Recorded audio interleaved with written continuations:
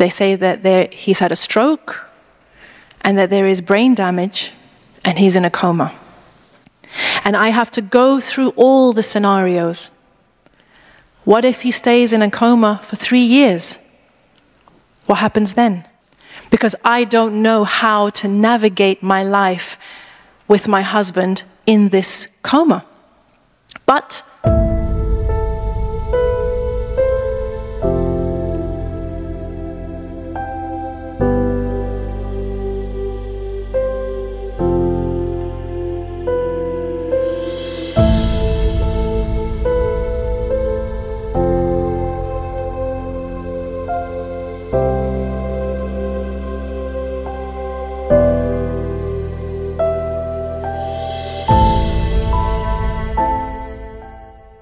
when one day I was invited to go out to eat with a friend, and I came home fairly late, and my husband had already gone to sleep.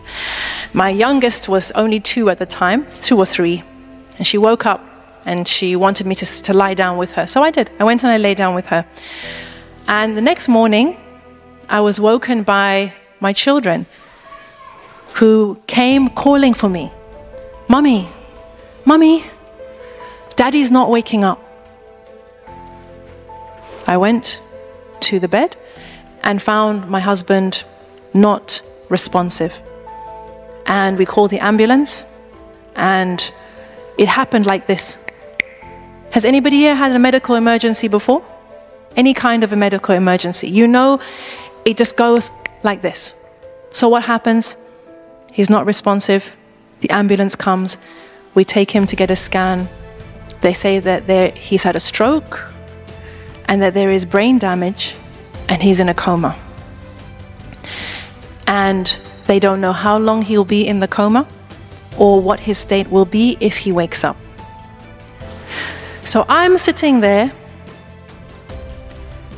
It's been 17 years of this man, a constant in my life, this beloved husband, wonderful father, mashallah, tabarakallah.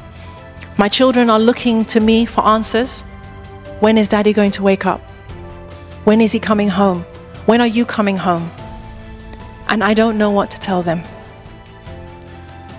So he's in the coma, and the people start coming. They come with gifts. They come with dua. They come with Quran. They come with love. How wonderful people come into your life when you need them. And I'm sitting there. I'm the one who has to phone his mother. This is her youngest child. And I have to tell her, Mum, he's in a coma. They don't know whether he's going to wake up. I have to hear a mother's heart breaking. And I have to go through all the scenarios. What if he stays in a coma for 3 years? What happens then? You know, there's an interesting thing that people do when somebody is in a coma. They come and they tell you miraculous stories. Have you heard those miraculous stories? I knew someone, they were in a coma for 6 months, wallahi. And they woke up and they were fine. Sister, you'll be okay. Sister, I heard about someone whose husband was in a coma for 3 years, wallahi. And when he woke up, everything was okay. They had another baby last year. They think this is comforting. I don't. Because I don't know how to navigate my life with my husband in this coma. But Allah is the owner of the heavens and the earth, and He decides. So, Ya Rab, if he will be in a coma for however long, I accept. Then they say, when he wakes up, he may have severe brain damage. He may not recognize you or the children. I say, Allah is the owner of the heavens and the earth. He decides. And if my husband wakes up and he is no longer the man that he was, I accept. And then what if he doesn't come back? Subhanallah, I went through every scenario, which is what you do.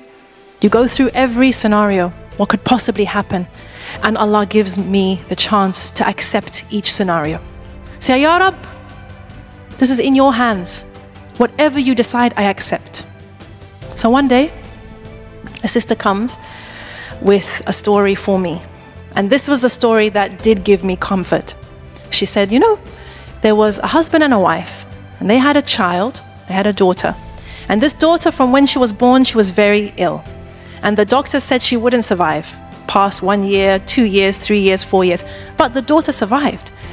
Until one day she got too sick, and they took her into hospital, and the hospital staff said, you have to leave her here. So they come back the next day, and the doctors say, it's not looking good. She needs this, she needs that. And the man says to his wife, not yet. They come back the next day. The doctors tell them the prognosis. The man says to his wife, not yet. Then they come back the next day, and the hospital staff tell them that their daughter has passed away. And the husband says to his wife, now. And they both fall into sujood of shukr. The hospital staff are shocked. Your daughter's just died. You're making sujood of shukr. What's happening here?